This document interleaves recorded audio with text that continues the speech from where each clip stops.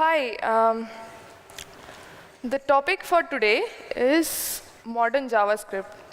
So what is modern JavaScript according to me, at least? So modern JavaScript would include you writing ES 2015 code, transpiling your code through Babel.js, using React.js for your views, and using Redux.js for your state management.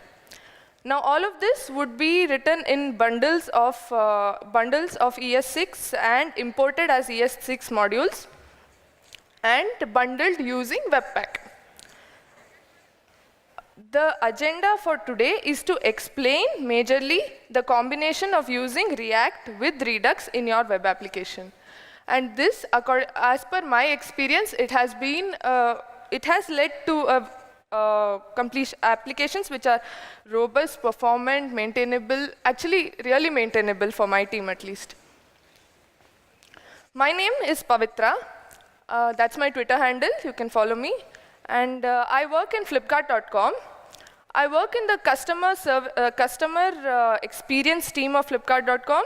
So basically, I lead the UI team which builds software that is used by your customer care agents.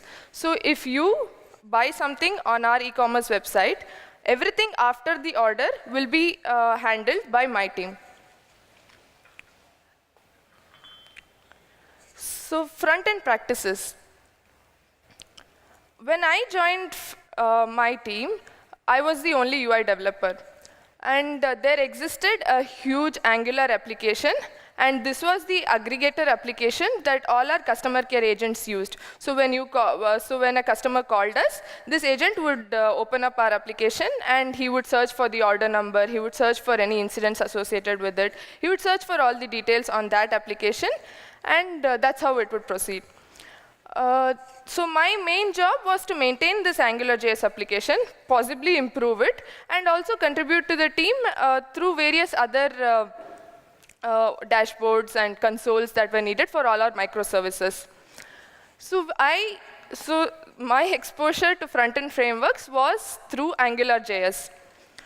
So AngularJS in the beginning was awesome. Yeah, I loved the double binding. I loved using templates. So I came from a background of using Dojo and jQuery. Like in my previous jobs, I did only those. And suddenly now Angular was all fun. But in a huge monolithic application, we experienced a lot of problems. New features always took a lot of time. They were usually very buggy. And hard to test even. I could not even write test cases for these. All the scopes were mixed. If any of you know AngularJS, it's easy to mix up a child and parent scope, and then we had a lot of problems with that. So I was looking for new frameworks. And so the knowledge management for Flipkart also comes under our team.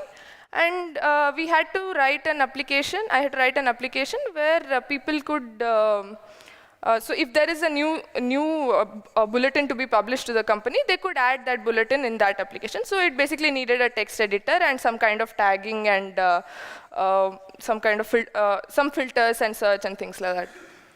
So that I wrote using Ember.js.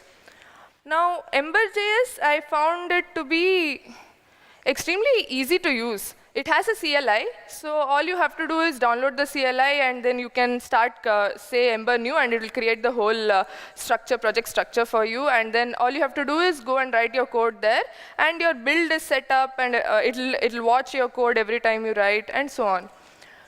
But when you face a problem in Ember.js, that's when you'll know that you shouldn't be using such a big framework.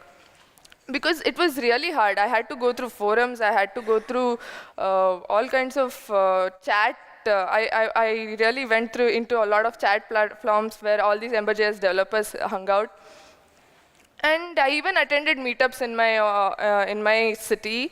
And I somewhat learned it.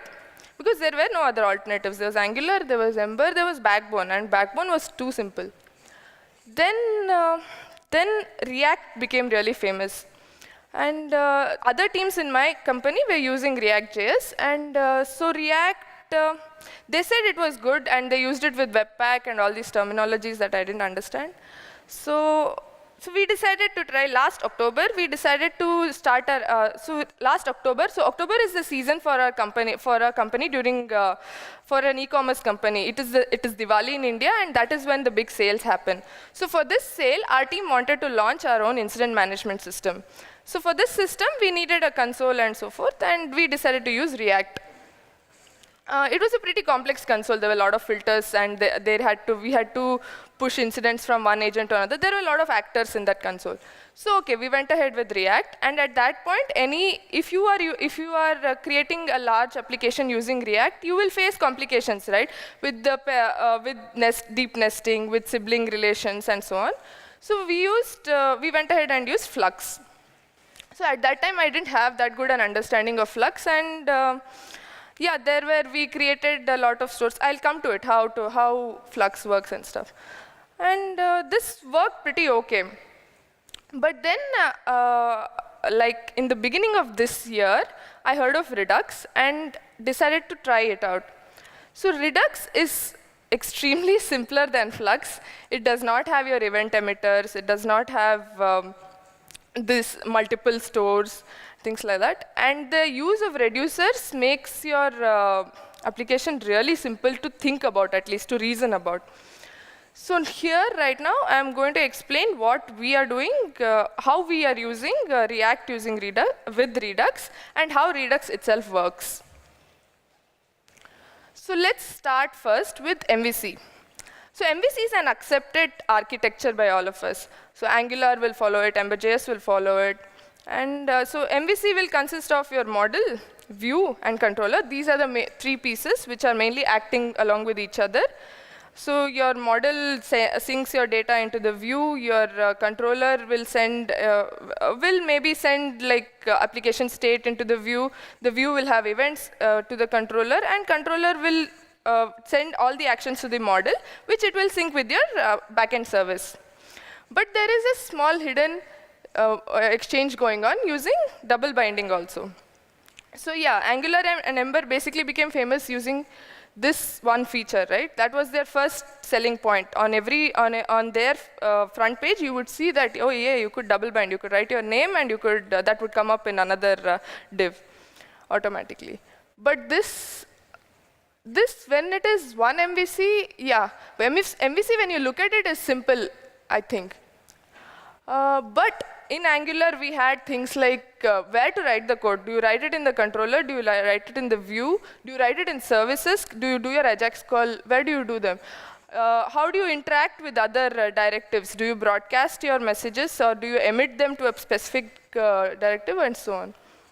And the model even, does it need to have some structure, or is it just a plain JSON that is coming through? Do you need to like restrict to a substrate of that JSON or something, or things like this? There were a lot of questions that could go wrong, at least.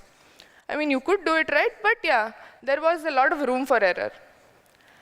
Also, when MVC becomes more complicated when you have relations between each of these structures.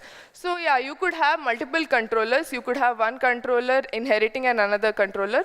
And this is one of the simpler structures. In this, you could have multiple views talking across to the controllers. You could have views feeding off from models, and so on. And that's when it gets complicated. When you don't know the data flow in your application, you are not able to fix bugs. You are not able to bring in new developers easily. So I feel what Benlesh said in this tweet is pretty much what we should all try to do, at least. Application development isn't about clever architecture or even abstraction. It's about the complete control of data flow in your code. So in your head, you should know how the data flows when you pick up a component in your code. So modern JavaScript, like I explained earlier, will at least try to mitigate all these cons that MVC has. And it consists of a React View, Redux for maintaining the state of your application, and all this will be bundled with Webpack. So let's start with React.js. React.js was originally made by Facebook, and it's now built and maintained by the community. So what are the features of React that make it so famous? So it has a declarative nature to it. The UI, so you have to define a component and you have to define the hook-in methods, and you're done. It has something called virtual DOM. So yeah, declarative. For a declarative instance, let's skip this for now. Yeah. In React, components have the following properties. It has a life cycle. A component knows how to render itself. It receives properties from an external component or maybe from the backend. And it maintains its own state. So this can be an example of a React component. So you will basically say that my component, and you will create a React class. You will have a render method inside it, which will get called every time any properties change in your component. And this render method will render whatever HTML/XML that you give in that return statement. So that is JSX. JSX, there is a lot of controversy, you can say, where people think that using HTML inside JavaScript is a combination of different concerns. But I believe it's not a combination of concerns, it's just a combination of technology. If you're separating your HTML from your JavaScript, that is just a separation of technology and not a separation of concerns. Because here, you know that all your properties for your HTML is available in the component itself, and that I feel is the right place for you to write your HTML. Then it'll have various other lifecycle methods inside it, your component. It'll have something like component will mount, unmount, and so on. And to use that component, so as soon as you create a component out of React, it becomes another HTML tag that you can use anywhere in your application. So you can say my component. It can take any number of props as arguments to it. Yeah, you can use it anywhere. So what is this life cycle that we keep talking about?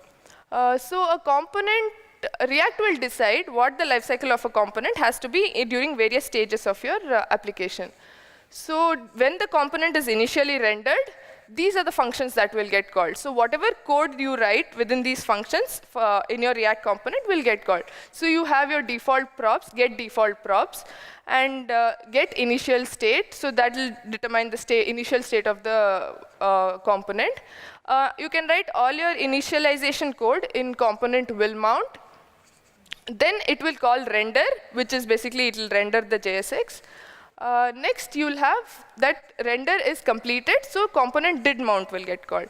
So you should decide where all your application code should go, and you can write it such that it follows this life cycle. So that was for initial render. So anytime properties change. So if you see here, you see that properties come externally to the component. The component itself cannot change its properties. So when new properties come, or the parent component or the application decides to change its properties, you will have this life cycle. So a component will receive props, then you can even write some code to say whether the component should update or not. Then component will update just before its update, and render, and component did update.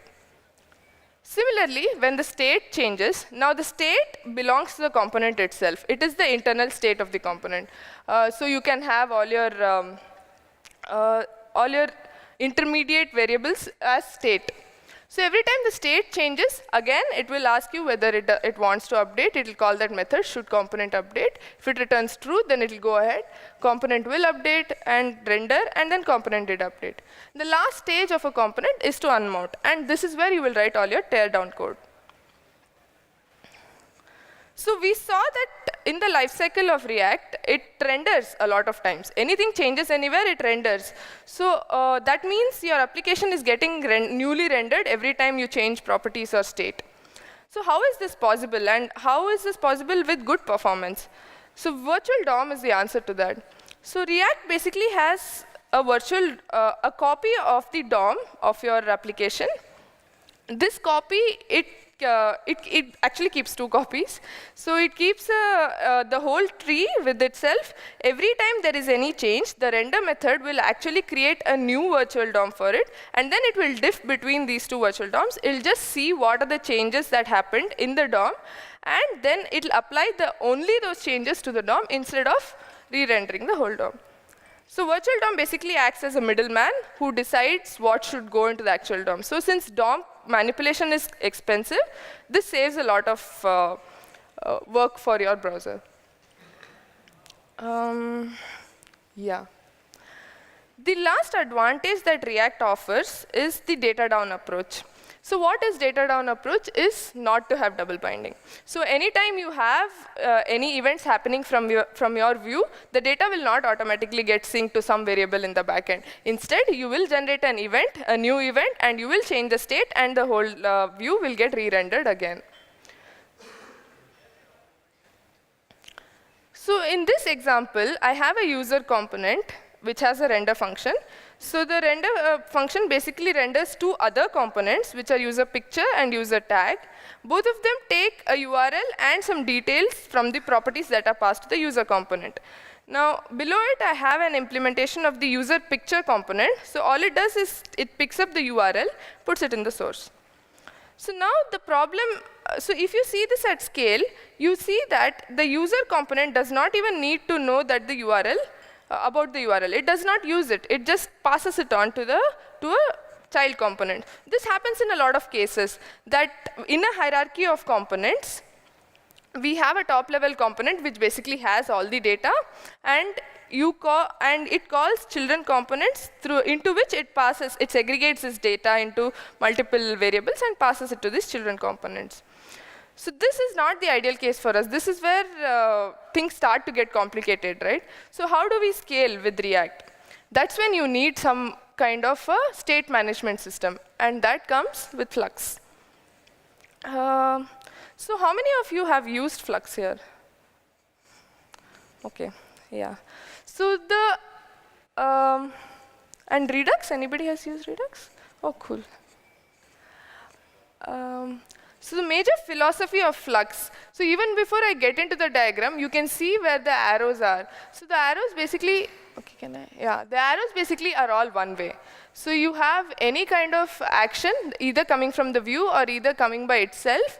It basically goes in one direction and updates the view as it goes. So what are all these parts? Flux itself is just an architecture. There are various implementations of this. The Flux is a set of concepts. So what does Flux say?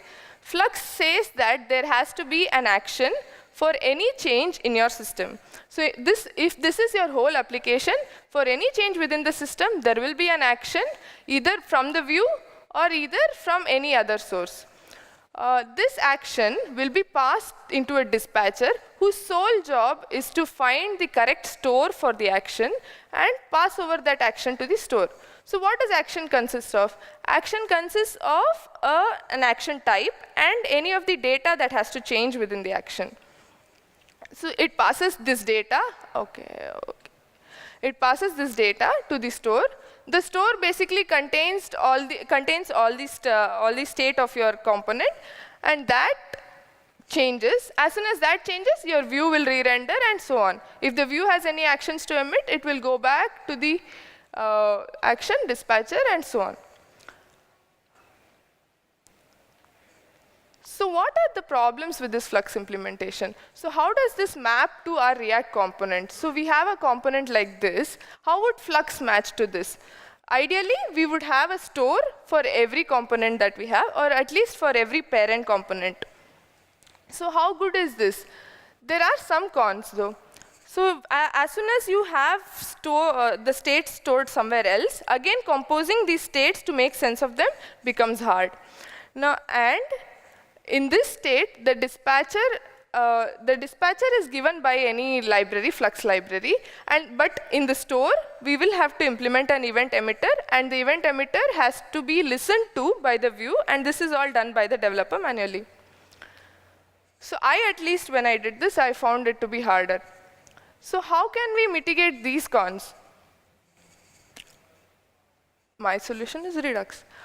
So Redux, so when you get the slides, you can go through this link. The link basically says how Flux implementations have evolved in maybe, I think it has been really quick, in maybe the last 6 to 7 months. So in the end, we have now stopped at Redux, and there are some more frameworks that are coming in, like MobX. Anyone has used MobX? No? Yeah, this guy Dan Abramov himself recommends it. So with Redux, what are the advantages and what did he try to solve with Redux? With Redux, the basic problem, at least the author of Redux, what he wanted to solve was, he wanted fancy stuff in his application. He wanted his application to load automatically when he changes code. He wanted hot reloading. He wanted time travel debugging. So what is time travel debugging? You could go back through the states in your application so that you can replay the cases that caused a bug.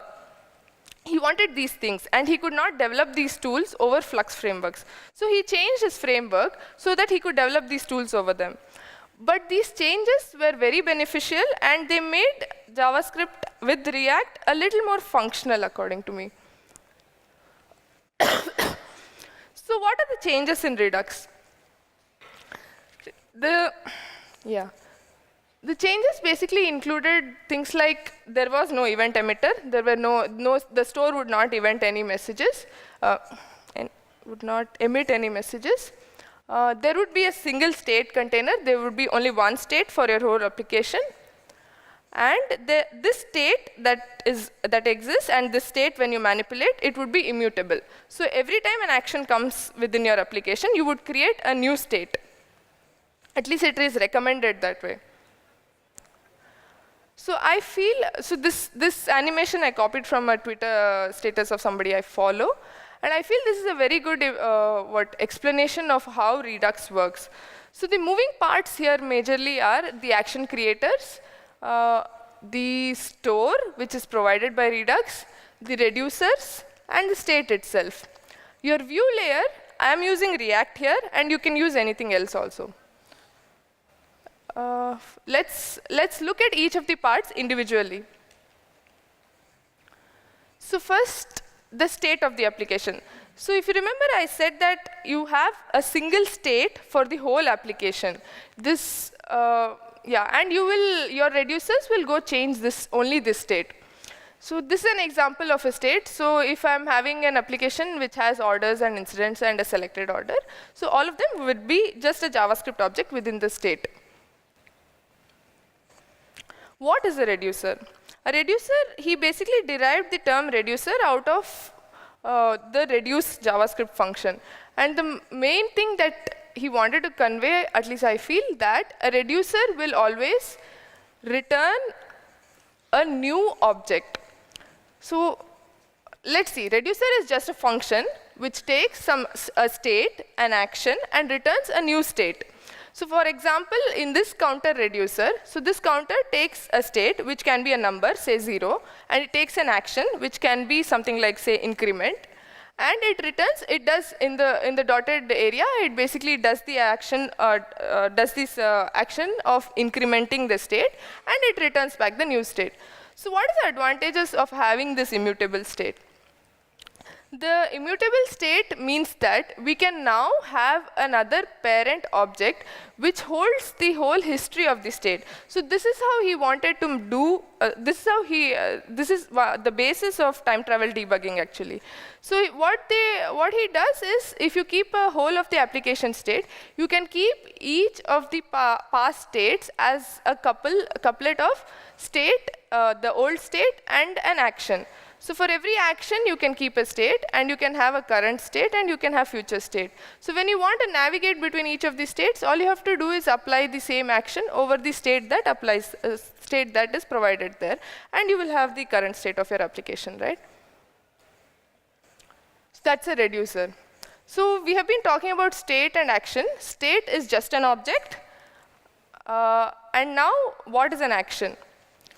So an action is also just an object, but which has this kind of structure. So an action should basically know what type of an action it is, so that a reducer can make sense out of it. It can say, okay, this is an increment action, I'm going to do this kind of mutation, and so on. So it has to have a type. It can have any kind of additional data. So if you have made a backend call, your AJAX call has returned successfully. So and this could store the data that your call has returned. So basically what you do is you dispatch this action object. This dispatch method is provided by the library. So what happens? A general use case of this is on things like on-click.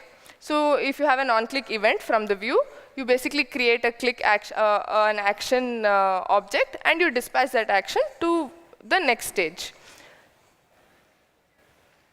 So now we come to the store. The store is basically what Redux is all about. The store is what is implemented by Redux. So when you include Redux in your system, you get this, you get a way to create a store. So if you see, I have, so Redux will basically give you this method saying create store. And to the store, if you pass a reducer and the initial state of application, usually it is empty, but you can give an initial state if you want to. It will create a store which looks like this. So what is in a store object? A store object basically stores the state. Every time it changes, it stores the new state here. You can get, this is a private object, so you can get the state saying get state. It stores the reducers. It has all the it has the root reducer stored within itself. It has a method called dispatch, which will dispatch this action such that the reducer gets called with the state and the action. Next, it has a subscribe function. So anytime a new state is gotten, it will call this subscribe. If you set a method inside the subscribe, it will get called every time the state changes. Yeah. So that's a store. So let's look at how you would use Redux in your application. So this is basically a one-page thing, counter. So I have imported create store from Redux. Now I have, this is my reducer, my counter reducer. I have said that the initial state will be 0, and it will take an action. So if the action.type is increment, then it will increment the state and return. If it is decrement, it will decrement. For any other action type, we have a default where it returns the same state as that was given to it. So how does this work? So I first create my store. So I say create store. I pass, I pass basically this counter and an initial state, which can be empty. Then every time I call the, so every time I call the counter, I get an X counter and so on. So this is just to show that it uses each of these, performs each of these actions. Plus, if you send something that is not defined, it will give you back the same number as that was previously. Okay. In this implementation, we have the same code. I have created the store out of the counter and an initial state, which can be empty. Now, what have I done? I have a counter component over here. I have basically plugged in the view for this application. So I have the counter component. This counter component just has, it displays the counter. It has an on-click for an increment button and a decrement button. So every time on the click, it dispatches an action of type increment and of type decrement. So where does this get this dispatch and this counter method? This counter value and the dispatch method. So how I render this counter is using this method. So this method will take my the React DOM and render it to this. Okay, can I scroll? Yeah. So to this root element, it will render my counter element. And what I pass to it is this counter, the counter value is basically the state of the store. And this dispatch method is from the store again. So every time you click on increment, the data flow goes like this. You click on increment, it dispatches this, goes to the reducer, it dispatches this action, goes to the reducer, it gets a state, it gets an action. So in the beginning it's 0, it looks at the action, it increments or decrements or returns this. And this,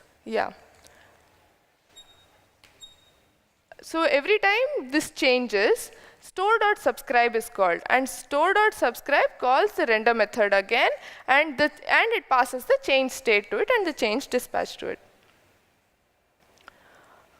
Cool. So let's look at this again. So we have our view, for which I've used React. Every time the view wants to change, so in our counter example, the counter component was the view. Every time it wanted to do an increment or decrement, an event basically went to the action creator. You could have it separately, though I had the whole dispatch inside the inline itself. So the action creator will create an action object, and it'll go to the store. So it'll be dispatched here, and the store will take care of passing it to your reducer. Your reducer will take the action, it'll have the current state within itself, and it will change the state. And every time the state changes, you have subscribed your render method, and the view will be re-rendered. Yeah. So that was only Redux. So Redux is only a state management library. It can be used along with any Premiere, whatever framework you're using, or even only with JavaScript. So they have these connecting libraries that are written. So most of the time, at least with my team, I felt that they could not differentiate what constitutes React, what constitutes Redux, and what constitutes React Redux. So this should make it a little bit clear. So Redux, as we discussed earlier, consists only of the actions of the reducer and the store. So if you want to use it with React, you have React Redux. If you want to use it with Angular, you have ng Redux. I think there was a talk about this earlier also. And they have same connectors with Backbone and Ember. I have used React Redux and ng Redux, and they work pretty well. So what problems does React Redux solve, at least? So if you see in this example, we see that the store has to be global. And you have to pass store state to the element. This is not always possible in a proper application. We'll have probably store in a different method, in a different file, and you will import it. And in a large applications, you will not be able to pass the state this way. So yeah. So how does React Redux solve this? So React Redux provides you just two APIs. So it provides a top-level component called provider, and it provides a method called connect. Let's look at what these do. So I have imported a provider from React Redux. I have my reducers from, so this is a typical application like scenario, right? So in my scenario, I'll have these methods, create, store, and combine reducers from Redux. So combine reducers doesn't do much. It only combines, it has your reducer, you give your reducers to it, it'll combine them into one root reducer. So it'll basically be a top-level parent which has two objects saying reducer 1 and reducer 2. The power of combined reducers is that it is just able to identify for which state which reducer should be mapped. Now, okay, so I have a store. I create my store with this root reducer and an initial state of empty. So provider, what does provider do? Provider is this top-level component that React Redux has provided, which will take my store, and it will make sure to pass on this store to every child application that is every child component that is inside my application. So app here basically is the top level of my application. Okay. And what does connect do? Connect basically, it applies a subset of your store to each of the components. So if my application needs only certain filtered state, so I say connect, I map from the state, I pull out the filtered state and I map it, and I connect this to the application. So what basically this gives me is a wrapper over my application, which is kind of reduxified. So, okay, we'll skip this for now. So yeah, basically what I wanted to explain here was, it's not magic. I mean, JavaScript is written this way now. We have React, we import React, we import Redux, we have Connect over here, we have, you have to create this, then this Connect will take, this is basically the map to props function, and you will have a provider over this, and so on. So when do you actually use Redux? So Redux, it's not mandatory that you're using React and you have to start using Redux right away. So when do you actually use React? So React, what it does in a small scale inside its component is what Redux does on a larger scale. So if your React components are getting complicated, if you have a lot of nested structures, if you have a parent and two child components trying to interact with each other and using the parent for this interaction, then that's when you feel the need for Redux. So if you're not sure whether you need to use Redux, you don't need to. So you will know the time. So you will know when an application is as complex that it needs to use some kind of Flux or Redux. So how do you learn Redux? So this basically, I hope, is an intro to start learning Redux. I have a set of, these were very good content that I followed to learn. So basically, I have this. So if you've heard of code cartoons, there's a lady who converts every concept that she understands into a cartoon. And she basically has cartoons for action creators, reducers, and so on. And it's pretty entertaining, and that's where I learned it first. This Egghead playlist for Redux is pretty awesome. It's by Dan Abram himself. And he basically says how he implemented Redux from scratch. And of course, the GitHub links for React and React Redux. I mean, Redux and React Redux. So you need not know Flux. So many people ask me if they want to learn Redux, should they learn Flux first? No, I did not learn Flux. I just straight away jumped into Redux and started learning it. Yep, that's it. Thank you.